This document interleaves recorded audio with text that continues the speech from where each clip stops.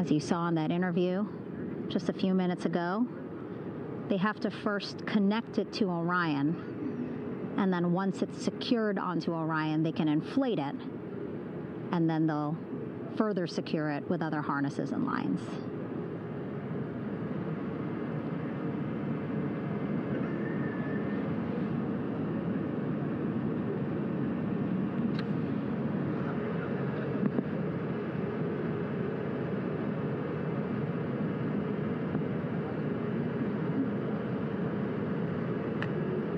About an hour and 10 minutes since splashdown in the Pacific Ocean here.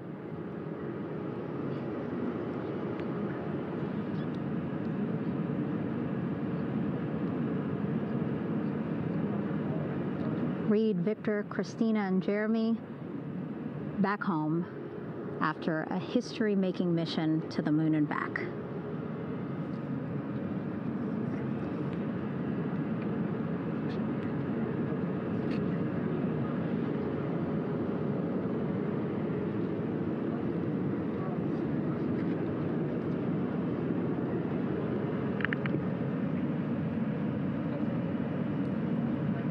If you missed what we said just a couple of minutes ago, the undersea medical officer inside with the crew in Orion reporting all 4 crew members feeling great.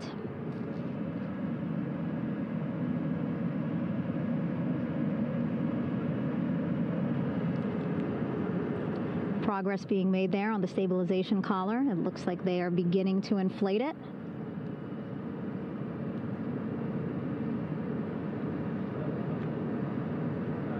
And it looks like they're starting to unfold the front porch in order to get that into the water here shortly and inflate that as well.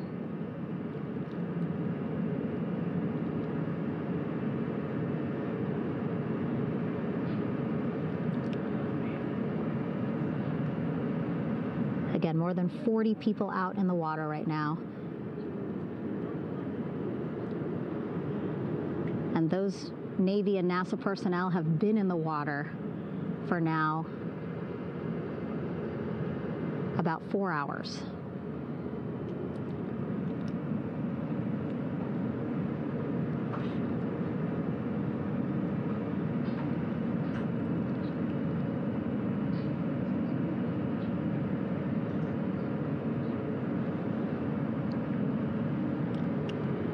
The reason why they had to get out so early is just to stage everything.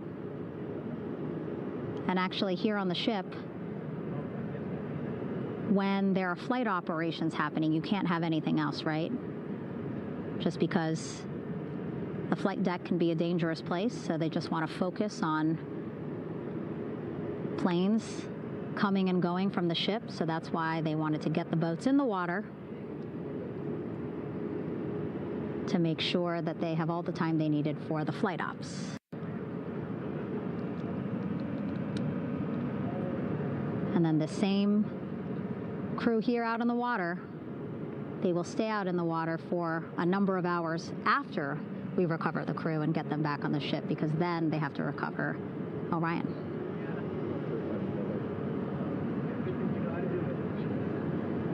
All right, that stabilization collar looking good around Orion. We're now seeing some recovery personnel getting on to that collar. Again, they need to further attach it to Orion to make sure that it can really prop up the spacecraft. It's basically lifting it up off of the water just a tad. Again, so it's not so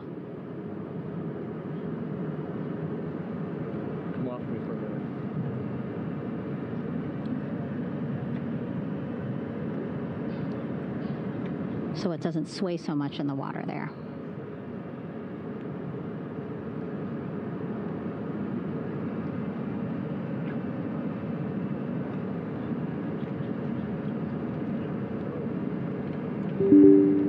And now that front porch looks like it's nearly fully inflated as well. You can see a much larger surface area.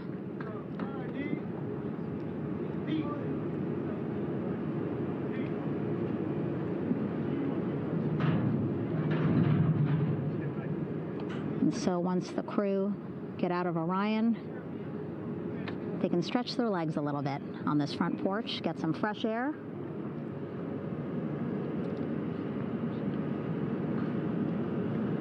And enjoy this beautiful day here on their home planet.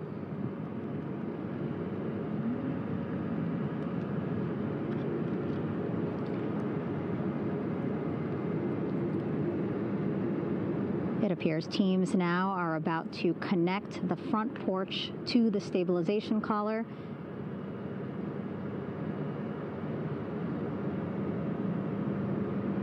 And at that point, when both are secure, we should soon see astronauts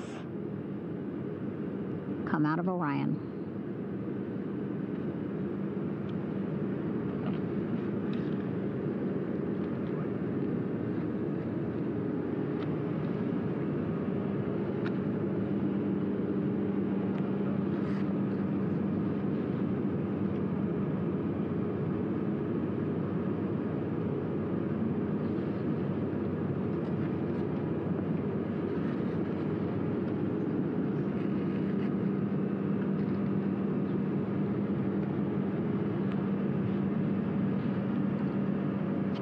All these views you see also being fed to the Landing Force Operations Center here on the ship.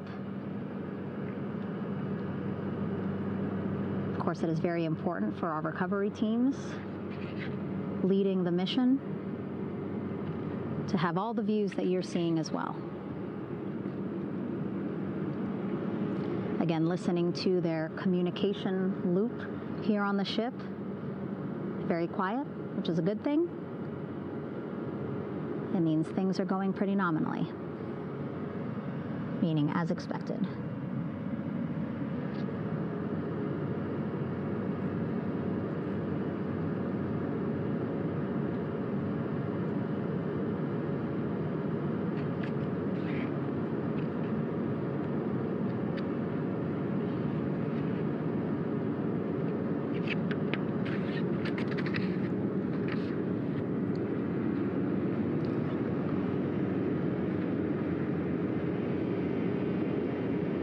Again, all this activity happening just 3,000 yards away from the ship. So that means this will be a very quick flight back on the helicopters for the crew. 2-3 minutes, and then they'll be back here on the ship. I know.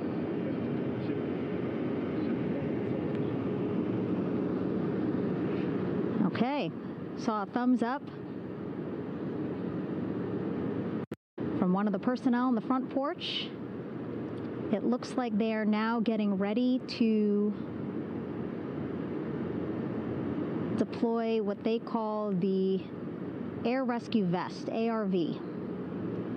And so this is the harness that each crew member will get into in order to be hoisted into the helicopters. Again, those helicopters hovering just about 40 feet above the front porch when they're ready to pick up each crew member.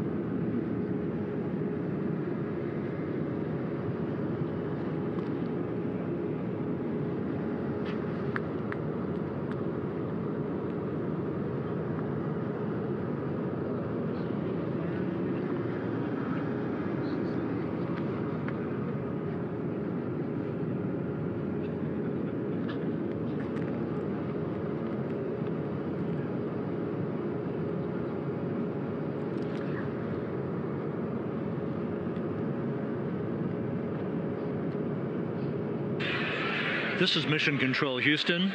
Behind me, a fairly raucous scene as hundreds of flight controllers have poured into the flight control room here. This is reminiscent of the scene after the final shuttle mission of STS-135, although that was the end of a program. This is only the beginning of a program with the textbook splashdown of Integrity and its 4 astronauts. We're standing by for the crew to be extracted from the spacecraft. Entry Flight Director Rick Henfling invited all of these flight controllers who have contributed to this mission to enter the flight control room to have an opportunity to receive well wishes and to share the mutual glow that exists in the wake of a textbook mission for Integrity. On the front screen here in Mission Control, a sign that says "Welcome home, Integrity, taking humanity back to the moon, going further, and returning safely to Earth." So all of that jubilation, part of the post-splashdown activities, even as we await the crew being extracted from the vehicle to be hoisted onto Navy helicopters for the trip back to the USS John P. Murtha.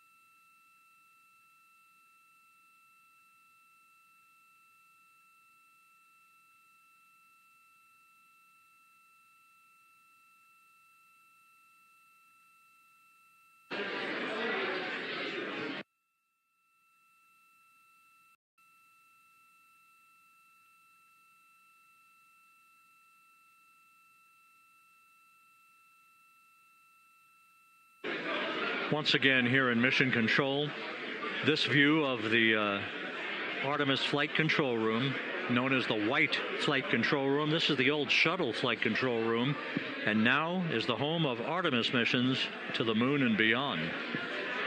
Once again, quite a few flight controllers were invited in by Entry Flight Director Rick Henfling to share in the jubilation following the successful splashdown of Integrity. That splashdown occurring an hour and 22 minutes ago, as we stand by for the completion of the extraction of the crew, and ultimately they're hoisting onto Navy helicopters for a short flight back to the USS John P. Murtha. Splashdown occurred at 7:07 and 27 seconds p.m. Central Time. I had an opportunity to talk to the head of flight dynamics, Jeff Birch, a moment or two ago. He said the trajectory of Integrity coming through the Earth's atmosphere was so precise, they've never seen anything line up on a ground track like today's entry by Integrity for its splashdown southwest of San Diego.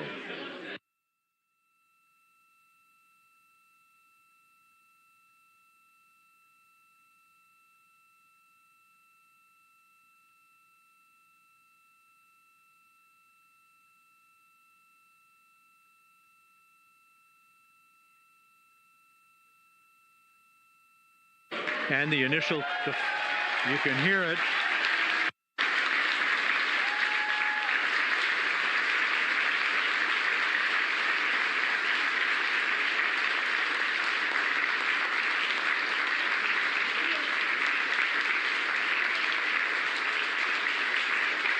Jubilation here in the flight control room. The first crew member is out of Integrity.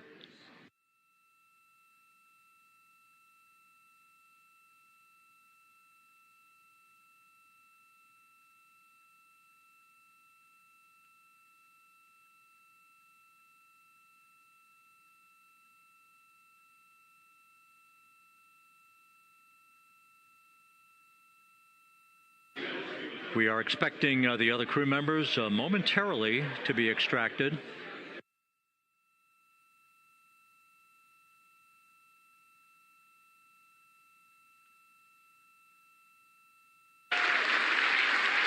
We now have 2 crew members out.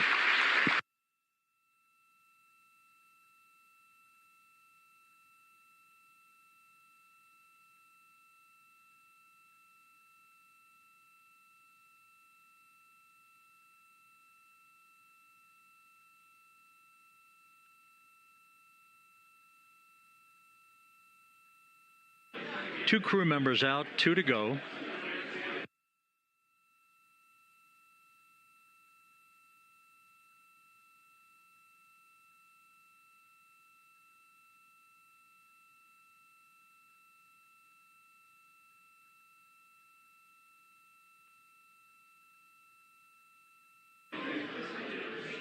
We're about 1 hour from sunset out in the Pacific. Everything continues to go well. Integrity's systems function perfectly during its entry back to Earth. And Reed Wiseman, the commander who will be last out of the vehicle, reported that all the crew members were feeling very well.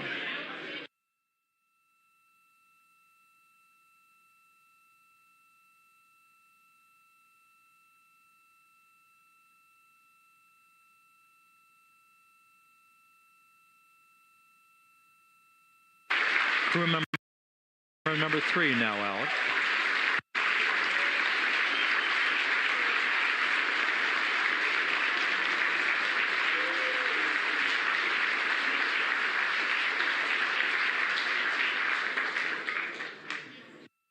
And now standing by for the commander, Reed Wiseman, who will be last out of his ship.